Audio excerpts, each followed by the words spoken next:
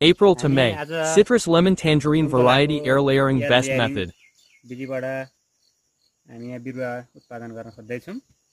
यहाँ हामीले सर्वप्रथम यो 1 वर्षसम्मको हाँगो कलमी गर्नको लागि एयर लेयरिङ गर्नको लागि पहिले 2 देखि 3 इन्ची बोक्रो यसरी निकाल्नु पर्दछ।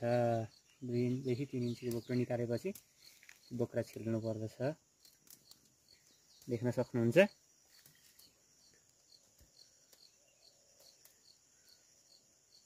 बोक्रा छिलिसकेपछि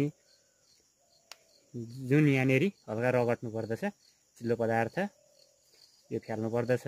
अनि हामीले यति गरिसकेपछि हामीले जुन अक्जिन हर्मोन भन्छ रुटेक्स भनेर नै पाइन्छ त्यो रुवामा चोबेर यहाँनेरि लाउँदाखेरि छिटो जरा वृद्धि हुनलाई मद्दत गर्दछ। नभए अब यो सिजनमा त हामीले त्यो प्रयोग पनि गर्नु पर्दैन। अब यति गरिसकेपछि अब हामीले घिउकुमारीहरू पनि लाउन सक्छौँ।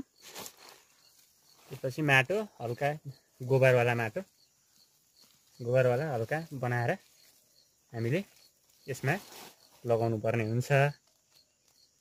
हल्का गिलो भएछ यसलाई त्यसरी गोबरवाला अलिक मजिलो माटो यसमा टक्कसँग लगाउने। गोबर माटो लगाएपछि यो प्लास्टिकले हामीले यसमा हावा नछिर्ने गरी ढाकिदिनु पर्दछ। यहाँ हावा छिर्यो भने जरा वृद्धि हुन पाउँदैन। त्यति हावा नछिर्ने गरी यसरी टाइट तरिकाले कस्नु पर्दछ र हामीले यहाँनेरि बाँधिदिनु पर्दछ। यति गरेपछि अब यहाँनेरि 2 देखि 1 महिनादेखि जरा आउन सुरु गर्छ। हामीले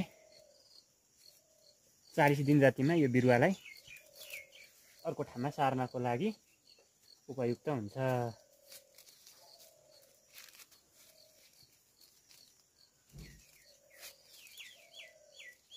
सुन्तलाको अर्को ग्राफ्टिङ पनि गर्न मिल्छ तर सबैभन्दा उपयुक्त विधि भनेको एयर लेयरिङ हो सिट्रस जातको फलफुलहरूमा। देख्न सक्नुहुन्छ हामीले यहाँ पनि गरेको छौँ। अब 1 महिनादेखि जरा पराउन सुरु गर्दछ।